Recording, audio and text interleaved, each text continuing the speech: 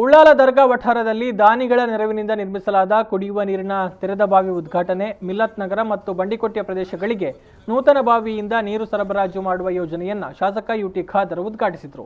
ಬಳಿಕ ಮಾತನಾಡಿದ ಅವರು, ಉಳ್ಳಾಲ ನಗರಸಭಾ ವ್ಯಾಪ್ತಿಯ ಬಂಡಿಕೊಟ್ಟಿಯ ಮಿಲ್ಲತ್ ನಗರದ ನೀರಿನ ಸಮಸ್ಯೆಗೆ ದರ್ಗಾದೊಂದಿಗೆ ದಾನಿಗಳ ಸಹಕಾರ ಶ್ಲಾಘನೀಯವಾಗಿದ್ದು, ಈ ವ್ಯಾಪ್ತಿಯಲ್ಲಿ ತೆರೆದ ಬಾವಿ ನಿರ್ಮಾಣ ಕಾರ್ಯ ನಡೆಯಲಿದ್ದು, ಮುಂದಿನ 1 ವರ್ಷದೊಳಗೆ ಮಂಗಳೂರು ವಿಧಾನಸಭಾ ಕ್ಷೇತ್ರ ವ್ಯಾಪ್ತಿಗೆ ನೇತ್ರಾವತಿ ನದಿಯಿಂದ ನಿರಂತರ ನೀರು ಪೂರೈಕೆ ಕಾರ್ಯ ಆರಂಭಗೊಳ್ಳಲಿದೆ ಅಂತ ಹೇಳಿದರು. ನಮ್ಮ ಉದ್ದೇಶ ಉಳ್ಳಾಲ ನಗರಸಭೆಯ ಪ್ರತಿಯೊಬ್ಬರಿಗೂ ಕೂಡ ಸಮರ್ಪಕವಾದ ಕುಡಿಯುವ ನೀರು ಸಿಕ್ಕುವಂಥ ವ್ಯವಸ್ಥೆ ಆಗಬೇಕಂತೇಳಿ ಈಗಾಗಲೇ ಹಂತ ಹಂತವಾಗಿ ಅಭಿವೃದ್ಧಿ ಆಗ್ತಾ ಇವತ್ತು ಬಂದಿದೆ.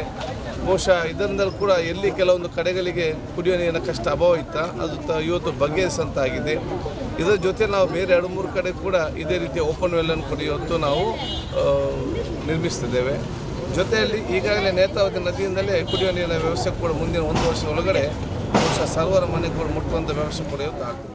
ಉಳ್ಳಾಲ ದರ್ಗಾ ಅಧ್ಯಕ್ಷ ರಶೀದ್ ಉಳ್ಳಾಲ್ ಮಾತನಾಡಿ, ಉಳ್ಳಾಲ ದರ್ಗಾ ಅಧೀನದಲ್ಲಿ ಕಳೆದ ಹಲವು ವರ್ಷಗಳಿಂದ ನೀರು ಪೂರೈಸ್ತಾ ಇದ್ದು, ಹೆಚ್ಚಿನ ನೀರು ಪೂರೈಕೆ ಮಾಡುವ ನಿಟ್ಟಿನಲ್ಲಿ ದರ್ಗಾ ಪ್ರದೇಶದಲ್ಲಿ ಬಾವಿ ತೆಗೆಯಲು ದಾನಿಗಳು ಮುಂದೆ ಬಂದಿದ್ದರಿಂದ ನೂತನ ಬಾವಿ ನಿರ್ಮಾಣವಾಗಿದೆ. ಇದರಿಂದ ನೀರು ಪೂರೈಸುವ ಕಾರ್ಯ ನಡೆಯಲಿದೆ ಅಂತ ಹೇಳಿದರು. ಸೈಯದ್ ಮದನಿ ದರ್ಗಾಕ್ಕೆ ಸಂಬಂಧಪಟ್ಟ ಭೂಮಿ, ಕರ್ನಾಟಕ ಸರ್ಕಾರಕ್ಕೆ ಸಂಬಂಧಪಟ್ಟಂಥ ನಗರಸಭೆಯ ಅಥವಾ ಶಾಸಕರ ನಿಧಿಯಿಂದ ಒದಗಿಸಲ್ಪಟ್ಟಂಥ ಪೈಪ್ಲೈನ್ಗಳು ಜೊತೆಯಾಗಿ ಹೇಗೆ ಬಂತು ಅಂತ ಇರುವಂಥದ್ದು ಒಂದು ವಿಚಾರ.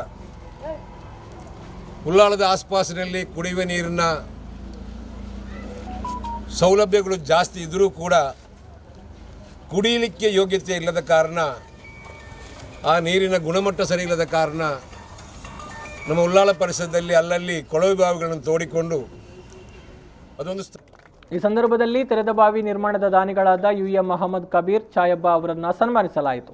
ಖಾದರ್ ಮುಸ್ಲಿಯಾರ್ ಪ್ರಾರ್ಥನೆ ನೆರವೇರಿಸಿದರು. ದರ್ಗಾ ಜೊತೆ ಕಾರ್ಯದರ್ಶಿ ಆಸಿಫ್ ಅಬ್ದುಲ್ಲಾ, ಸದಸ್ಯರಾದ ಅಲಿಮೋನು, ಹಸನಬ್ಬ, ಅಬುಬಕ್ಕರ್ ಮತ್ತಿತರರು ಉಪಸ್ಥಿತರಿದ್ದರು.